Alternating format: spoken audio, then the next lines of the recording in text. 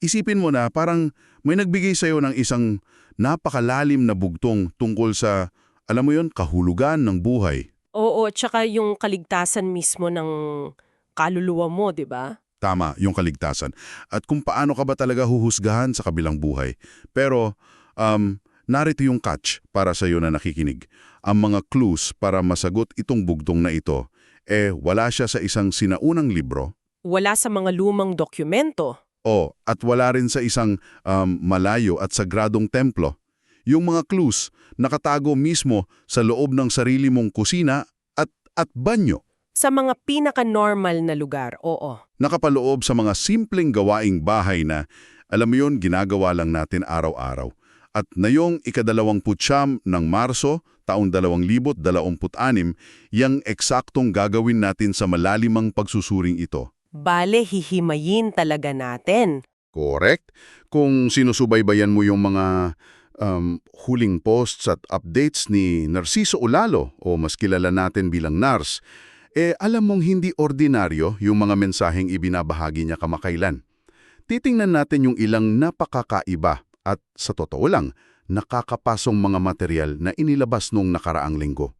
At yung mga sources natin para sa pag-aaral na ito, binubuo ito ng mga video, may mga audio clips, tsaka yung mga mahahabang Facebook posts niya, di ba? Oo, yung mga posts niya na napakahaba. Kung saan idinidetalye niya yung kanyang mga personal at banal na pangitin, mga direktang mensahe umano mula sa Diyos.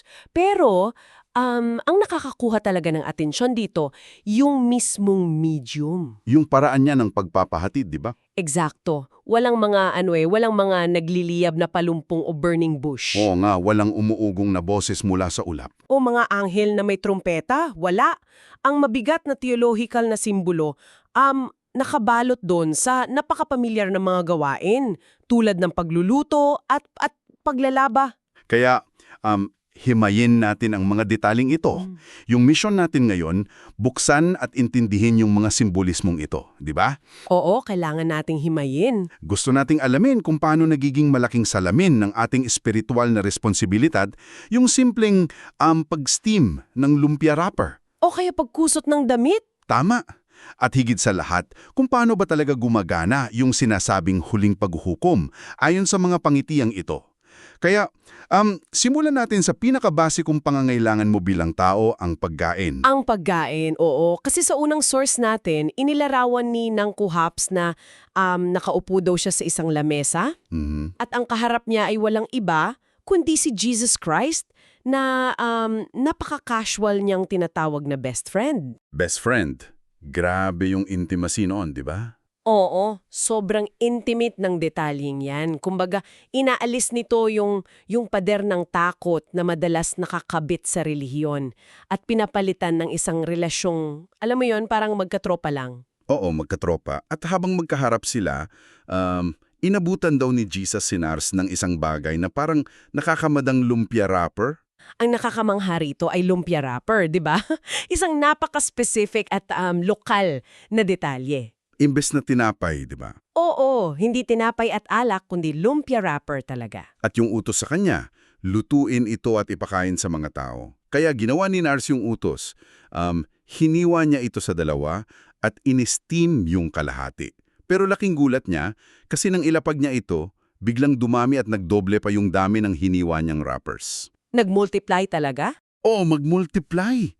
At hindi lang iyan nag-iisang insidente ha. Makikita rin natin yung eksaktong katulad na tema sa isa pang audio source natin. Yung tungkol doon sa sinaing. Oo, yung nagluto siya ng sinaing o kanin. Nagtaka siya kasi napakarami pang natira sa kaldero kahit ang dami na niyang nabigyan. Napakamilagroso ng dating, di ba? Napakamilagroso nga. Kasi ang nakakamangha rito ay yung direkta at malinaw na pagtutulad ng pisikal na pagkain doon sa espiritual na pangaral. Iyon yung nagbibigay ng bigat sa eksenang iyan eh. Paano mo nasabi yun? Sa mga ibinahagi niya sa kanyang mga tagasunod, ipinaliwanag ni Nars na ang pagluluto hindi ito literal na paghahanda ng hapunan. Hindi literal na pagkain. Tama. Ito ay sumisimbolo sa paghahanda niya ng mga mensahe ng Diyos. Yung lumpia wrapper, tapos yung sinaing, yan yung mga pangaral na inihahanda niya para ipakain sa inyong mga kaluluwa. Kaya nag-uumapaw. Oo, yung pagdami ng pagkain na hindi inaasahan, nagpapakita yun na ang katotohanan o yung salita ng Diyos hindi nauubos. Walang limitasyon, kumbaga. Correct. Kapag ibinahagi mo ito, lalo itong lumalawak, lalong dumadami, upang mabusog yung espiritual na pangangailangan ng sinumang makakarinig. Inatasan siya na magpakain para ang mga tao ay magkaroon ng tunay na kaligtasan. Teka, sandali. Diyan ako napapaisip talaga habang binabasa ko yung source natin. Bakit? Anong napansin mo? Kasi kung masarap at nag-uumapaw yung hinanda mong espiritual na pagkain, di ba? Isipin mo na lang yung paborito mong mainit na sinaing, tapos libre pa. Oo, libre, mainit-init pa. Natural na kakainin ito ng buong galak ng lahat ng bisita mo, di ba? Wala naman tatanggi sa libreng biyayahan na masarap. Pero bakit parang may halong babala yung mensahe? Yung tensyon, bakit may tensyon pagkatapos niyang ihanda yung pagkain doon sa pangitian? Kasi, dyan pumapasok yung napakabigat na konsepto ng pagpili ng tao. Yung free will. Oo, yung free will natin. Hindi dahil inihain sa'yo yung pagkain sa lamesa, nangangahulugang otomatiko mo na itong isusubo at lulunukin. Sa bagay. Sa mismong pangitian, pagkatapos ipakita ni Nars kay Jesus yung dumaming niluto niya, napakasimple pero napakabigat nung naging tugon ng kanyang best friend. Ano yung eksaktong sinabi niya doon? Ang sabi niya, ipakain mo yan sa mga tao. Nasa kanila na ang pasya kung lunukin o isuka nila. Wow! Lunukin no isuka. Oo, yun mismo ang salitang ginamit. Grabe yung choice of words doon, di ba? Napaka-biological at napaka-violente nung salitang isuka kumpara sa simpleng tanggihan. Bakit hindi na lang sabihing tanggihan? Yung paggamit kasi ng salitang isuka, sinasadya iyon. Ipinapaunawa sa atin ng mensaheng ito na ang kaligtasan ay libreng inihahain. Nandyan na yung pangaral, nakahanda na iniluto na para sa'yo. Nandiyan na sa plato mo. Tama. Pero yung huling hakbang, nasa iyo pa rin bilang individual. Nakasalalay sa personal mong kalayaan kung tatanggapin mo yung katotohanan. Kung lulunukin mo para maging bahagi ng sistema mo. Oo, para magbigay ng nutrisyon sa kaluluwa mo. O kung sadyang isusuka mo ito dahil, alam mo yun, hindi mo kayang tanggapin yung lasa nito sa lalamunan mo. Ang bigat nun. Ang Diyos ay nagbibigay ng mensahe, ngunit hindi niya sinusuuan ng sinuman sansapilitan. Kaya ang kaligtasan, isa siyang alok na nangangailangan ng iyong aktibong pagtanggap. At kung ikokonekta natin yan sa totoong buhay natin, kaya siguro inuusukan ng tao yung pagkain dahil may kakaiba sa lasa nito, di ba? Oo, may kakaibang lasa talaga. Kasi kung matamis at masarap yung pangaral, walang magluluwa niyan. Kaya kung iniluwa, ibig sabihin, hindi ito masarap sa panlasa. Hindi komportable. Tama. At yan yung perpektong tulay natin papunta dun sa susunod na pangitain. Kasi kung nagtataka ka kung bakit isusuka ng tao yung pangaral para naman pala sa kaligtasan nila, sasagutin niya ng detalye mula sa isa pang kwento ni Nars. Mula dun sa kusina, lilipat tayo sa isang gawain na kadalasan ay mas nakakapagod. Yung paglalaba. Ay, oo. At hindi lang ito basta paglalabas sa banyo o sa palanggala dyan sa likod bahay nyo, ha? Iba yung setting nung pangitaying ito. Ibang-iba talaga. Ikukwento ko sa iyo yung detalye ng pangitain para sa mga nakikinig. Nasa isang tabing dagat daw si Nars. Sa dagat, oo. Tapos habang nandoon siya, biglang dumating itong si best friend. At pansinin mo, yung eksena, hirap na hirap siyang nagdadala ng napakaraming maruruming damit. Isipin mo yun, ang Diyos mismo hirap sa bigat ng dumi ng tao. Napaka-vivid ng image na yan. Sobra. Tapos inabot niya yung mga damit kay Nars kasama yung isang sabon. Hugis sabon na pabango daw. Yung mamahaling mabangong sabon. Oo, yung parang pangmayaman na sabon. Tapos ang utos, labahan ni Nars yung lahat ng maruruming damit na iyon gamit ang tubig dagat. Tubig dagat talaga? Oo. Ngayon, dito ako talagang mapapapushback at napaisip nung una kong mabasa ito Bakit? Anong naisip mo? Kasi sa totoong buhay, kung maglalaba ka sa dagat gamit ang sabon, hindi yan bubula. Di ba? Oo nga, dahil sa alat. Yung alat ng tubig dagat. pinapatay niya yung chemical reaction ng sabon. Kaya walang ladder. Kaya naisip ko, baka gusto lang ipakita sa pangyayari na milagro ito, na binago ng Diyos yung physics ng tubig para bumula. Pero mali pala yung basa ko dun, di ba? Kasi sa source natin, ikinuwento ni Nars na labis siyang nagtaka dahil habang kinukusot niya yung mga damit sa tubig dagat, bulang-bula yung sabon. Napakalakas bumula. Oo, at ang nakakamangha rito ay hindi nga ito tungkol sa literal na pagbabago ng physics ng tubig. Kung titingnan natin yung paliwanag mula sa isa sa mga audio clips natin, Ito yung kasama niya, si Namira, di ba? tama, ito yung bahagi kung saan nagtatalakayan sina Nars kasama yung mga kasamahan niyang sina Mira at Jerry Lear. Ipinaliwanag ni Nars yung mismong paradox na iyon. Ang tubig dagat na ginamit sa paglalaba, hindi ito literal na tubig. So ano siya? Ito ay nagre-representa doon sa maaanghang at maalat na salita na ginagamit ni Nars sa kanyang pangangaral. Maalat na salita. Oo, at yung sinasabi mong matinding bula kahit nasa dagat, iyon ay sumisimbolo sa pagpapakulo ng dugo. Sa galit ng tao. Oo, sa matinding galit, tensyon, at yung reaksyon ng mga taong nakakarinig ng kanyang mga salita. Kaya pala.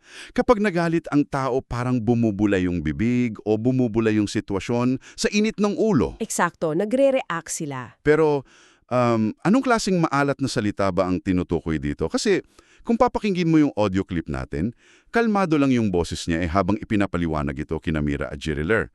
Pero sobrang bigat ng mga terminong ginagamit niya. Totoo yan, tahasan niyang inamin sa audio clip na gumagamit siya ng mga salitang tulad ng bobo, tanga, at inutil. Inutil. Grabe. Oo, at hindi niya ito ibinabato sa hangin lang o sinasabi ng walang dahilan.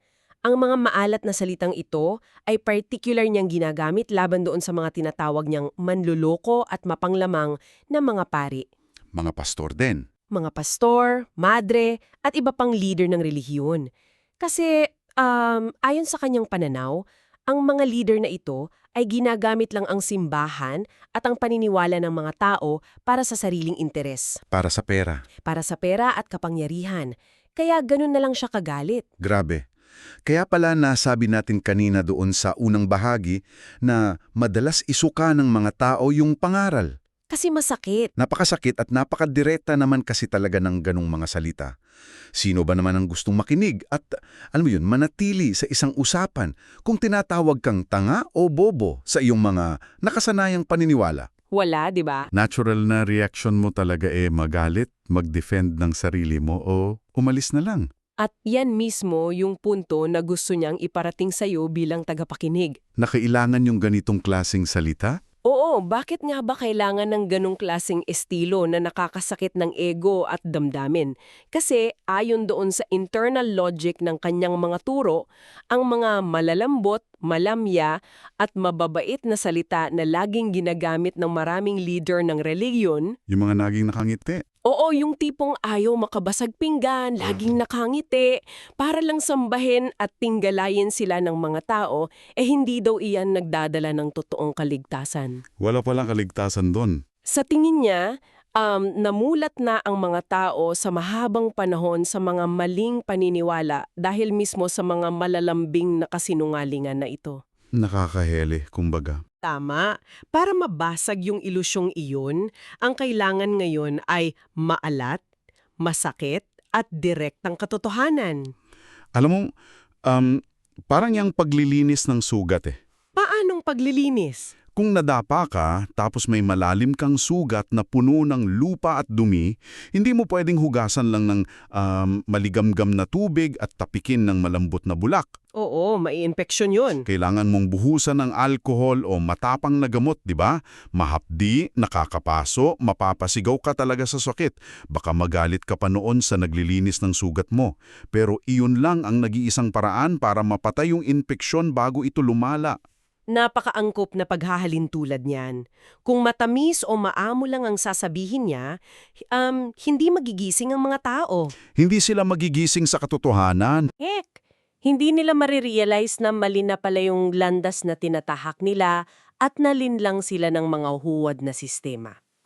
Ang alat ng kanyang mga salita ay kinakailangan upang mag-udyok ng tunay na paggising at sa huli, tunay na pagsisisi. Kaya bumubula. Kaya bumubula ng husto yung sabon sa tubig dagat doon sa pangitian niya. Dahil ang matinding katotohanan ay palaging sasalubungin ng matinding reaksyon, depensa at paglaban ng tao. Walang nagbabago ng komportable. Napakalalim nun, walang nagbabago ng komportable. At lumilinaw na yung buong larawan. Pagkatapos nating maranasan ang nakakapaso at maalat na paglilinis na ito, yung proseso ng matinding pagkusot sa mga maruruming damit o maling paniniwala, ano nang susunod na mangyayari? Saan mapupunta yung dumi, di ba? Oo, saan mapupunta ang lahat ng dumi na natanggal? Dito natin makikita sa huling bahagi ng pangitian na mayroong napakalinaw na limitasyon ang trabaho ng isang tao, kahit pa siya ay isang propeta, tagapangangaral o mensahero, at may isang gawain na eksklusibong nakalaan lamang para sa Diyos. Kung iko-connecta natin ito sa mas malaking larawan, dito napapasok yung pinakamabigat na theological na mensahe ng lahat ng sources natin para sa talakayang ito. Yung limitasyon talaga ng tao. Oo, ang hangganan ng kakayahan ng tao. Ibabahagi ko yung pinakakakaibang bahagi nung pangitian sa tabing dagat. Pakinggan mo tong maigi. Pagkatapos kusutin ni Narsi yung maraming damit, dumating siya doon sa pinakahuling lalabahan niya. Isang maong na pantalon. Maong na puro putik. Puro putik. At kung nakapaglabas ka na ng maong na puro putik, alam mo kung gaano ito kabigat at kahirap linisin, di ba? Sobrang bigat noon kapag basa. Napakatigas nito. Kaya hindi na niya ito makusot ng maayos gamit lang yung kamay. Kailangan na niyang gamitan ng brush. Inilatag niya yung pantalon at inisip ko, magpapakapagod na naman siya dito.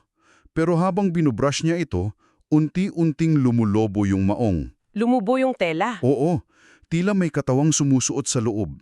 Inisip ni Nars noong una na baka ginawa ito ng juice para umalsa yung tela at hindi na siya mahirapan sa pagbrush ng makapal na putik. Para mas madaling linisin. Pero habang nagpapatuloy siya sa pagbrush, laking gulat niya nang mula sa maong ay nabuo ang katawan ng isang napakagandang babae. Mula doon sa pantalon? Mula sa pantalon, nakapikit ito, walang kibos, parang isang malaking, perpektong manika. Mula sa putik at maruming pantalon, may binubuong isang bagong anyo ang mismong paglalaba. Ano ang ibig sabihin ng kababalaghang ito? Literal na pagpilit na linisin ang matigas na telang iyon gamit ang puwersa ay ang mismong proseso ng matinding paghihirap na baguhin ang mga matitigas ng ulong tao sa pamamagitan ng kanyang maalat na pangaral. Kaya kailangan ng brush. Tama.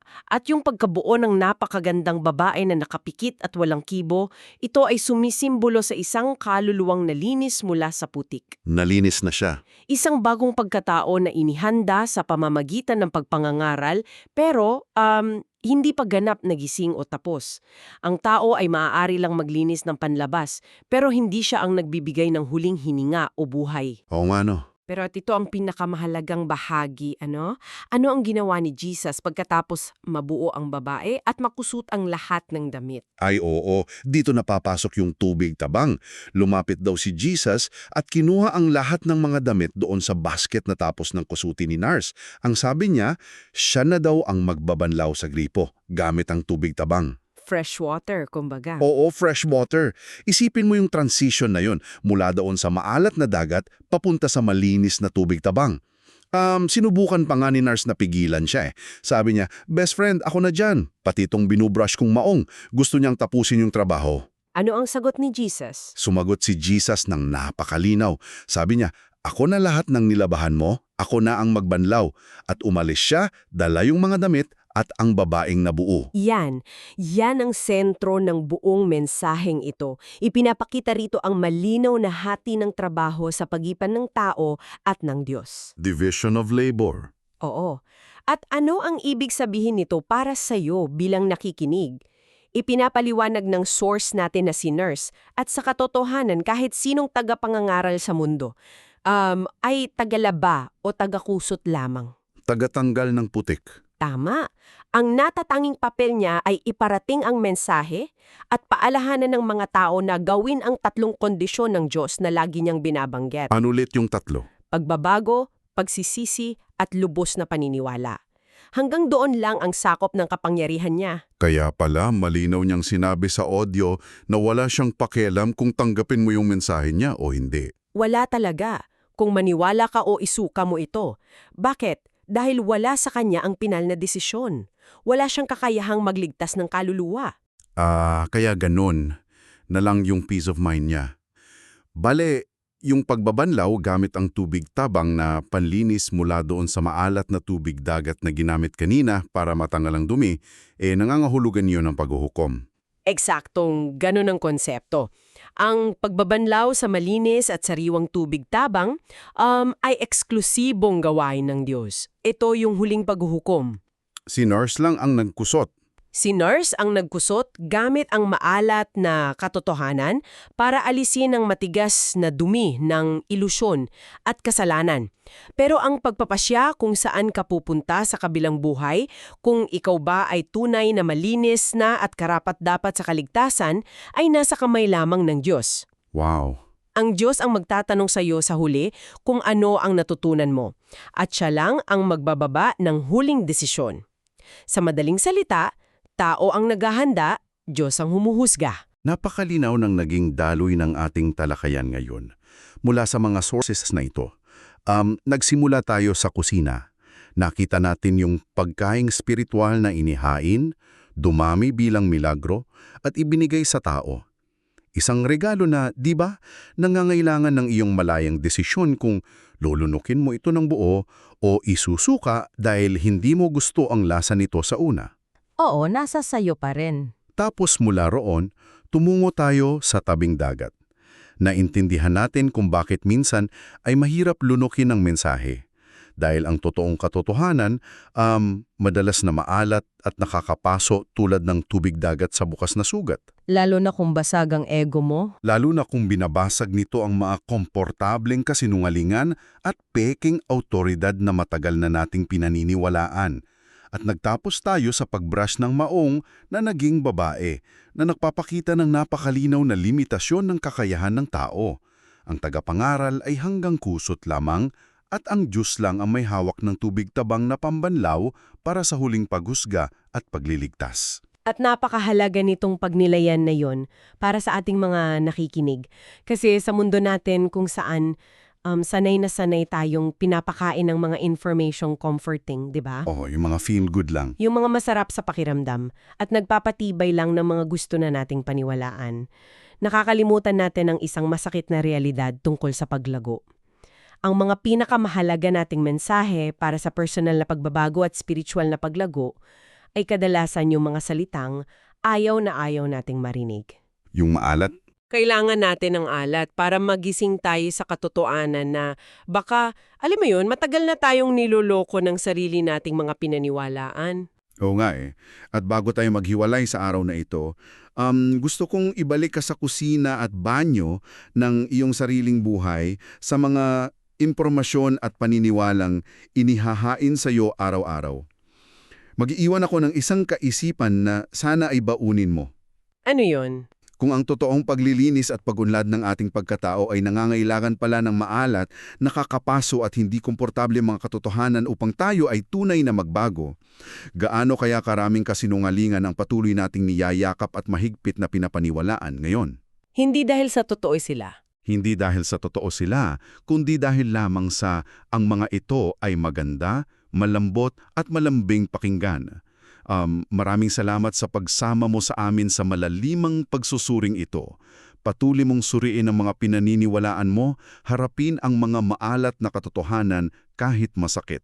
At hanggang sa muli nating paghimay ng mga mensahe at impormasyon. Paalam